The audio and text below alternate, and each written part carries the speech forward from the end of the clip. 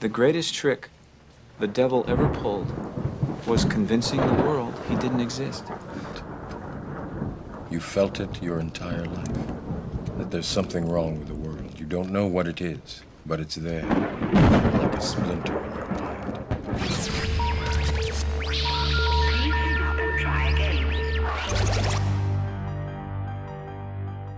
Thank you for watching Now You See TV. I'm your host, John Pounders, and as always, I want to say thank you to my subscribers.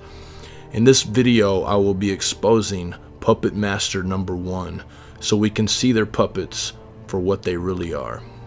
Before you lose a friend over who you're going to vote for in this presidential nomination, there are some things that you probably need to know. All these men that you see here are puppets. They do what they're told by people who control the world. If they don't, they'll be killed. So don't waste your time arguing with your friends and family over who would make the best president. There are plenty of people that get paid to be political commentators. You're not getting paid, so it's not worth the loss. I'll be doing a series of Puppet Master videos because there are so many webs of secret societies and people that I cannot do it all in one video. Puppet Master number 1, and I'm not calling him Puppet Master number 1 because he's the main puppet master or his family is the main puppet master, or this family in particular, but because they are the first family I'm going to cover. The Rothschild family. Now, I'm not going to go into their entire family history. There are many documentaries and books that do that, and I will put links in my description for those of you who want to get into their family history. Here are some eerie words by Gudel Schnapper Rothschild. Forgive me if I don't pronounce that name right. If my sons did not want wars, there would be none. The first documentable evidence of Rothschild involvement in financial affairs of the United States came in the late 1820s and early 1830s when the family, through their agent Nicholas Biddle, fought to defeat Andrew Jackson's move to curtail the international bankers. The Rothschilds lost the first round when in 1832 President Jackson vetoed the move to renew the charters of the Bank of the United States, which is a central bank controlled by the international bankers. In 1836, the bank went out of business. Here are some quotes about the Rothschilds by some of our politicians in the past. President Andrew Jackson, the only one of the presidents whose administration totally abolished the national debt, condemned international bankers as a den of vipers, which he was determined to rout out of the fabric of American life. Jackson claimed that if only the American people understood how these vipers operated on the American scene, there would be a revolution before morning. Congressman Louis T. McFadden, who for more than 10 years served as chairman of the Banking and Currency Committee, stated that the international bankers are a dark crew of financial pirates who would cut a man's throat to get $1 out of his pocket. They prey upon the people of the United States. After all this, finally in 1913, they slithered their way in with a number of calculated tactics, threats, war, funding. After all that, in 1913, the Federal Reserve Act was fraudulently pushed through Congress. Congressman Charles Lindbergh stated, "This act establishes the most gigantic trust on earth. When the president signs this act, the invisible government by the money power proven to exist by the money trust investigation will be legalized. The new law will create inflation whenever the trust wants inflation. From now on, depression will be scientifically created." In the decades that followed, it became apparent that in order to achieve their goal of world domination, they would have to instigate a series of world wars, which would result in leveling of the old world in preparation for the construction of the New World Order. This plan was outlined in graphic detail by Albert Pike, the sovereign grand commander of the ancient and accepted Scottish rite of Freemasonry and the top illuminist in America.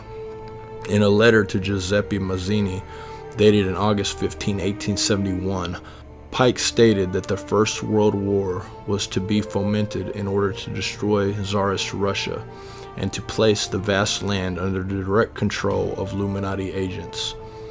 Russia was then to be used as a bogeyman to further the aims of the Illuminati worldwide. World War II was to be fomented through manipulation of the differences that existed between the German nationalists and the political Zionists. This was to result in expansion of Russian influence and the establishment of the State of Israel in Palestine.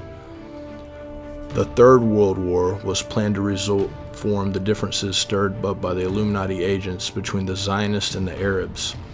The conflict was planned to spread worldwide. The Illuminati said the letter planned to unleash the nihilists and atheists and provoke a formidable social cataclysm, which in all its horror will show clearly to the nations the effect of absolute atheism, origin of savagery, and of the most bloody turmoil.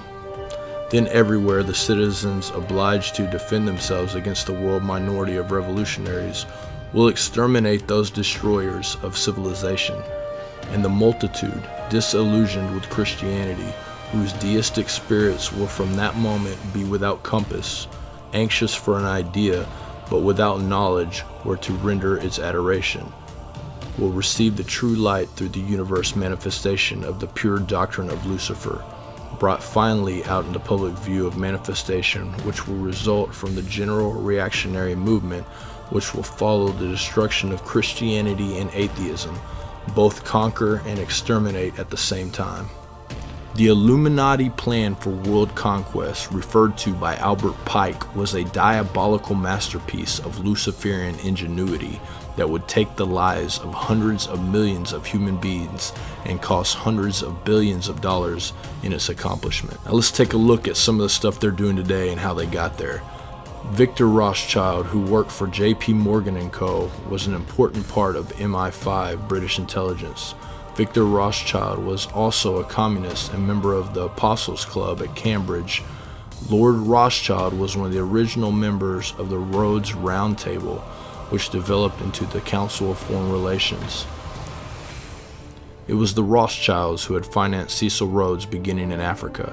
The Rothschilds had several agents with their money who got started and still served them well, the Morgans and the Rockefellers. The original Rockefellers made his money selling narcotics. It wasn't illegal back then. After acquiring a little capital, he branched out in oil. But it was the Rothschilds' capital that made the Rockefellers so powerful. They also financed the activities of Edward Harriman Railroads and the Andrew Carnegie Steel. According to one source, it was estimated that they controlled half the wealth of the world. The Federal Reserve Bank of New York was controlled by 5 banks, which owned 53% of its stocks. These 5 banks were controlled by Nathan Rothschild and Sons of London. Control over the U.S. Fed is basically controlled over the world's money. Anyone else might be taken to court for making their business sound like they are government, not the Rothschilds. It is important for them to operate the name Federal because by way of MI6 via the CIA, they instruct the U.S. government. Senators are brought and paid off by their system, as investigators of the BCCI are discovering. The Rothschilds have been intimately involved in witchcraft and the Illuminati since its early known origins. The Rothschilds are only one of the 13 controlling families. We will get to more of them in part 2. Keep in mind that Satan himself is at the top. The 13 families are only one branch of the army of darkness who is going to institute the New World Order. Thank you for watching. Please subscribe. I'd like to hear your comments and suggestions. Thank you very much and have a great day.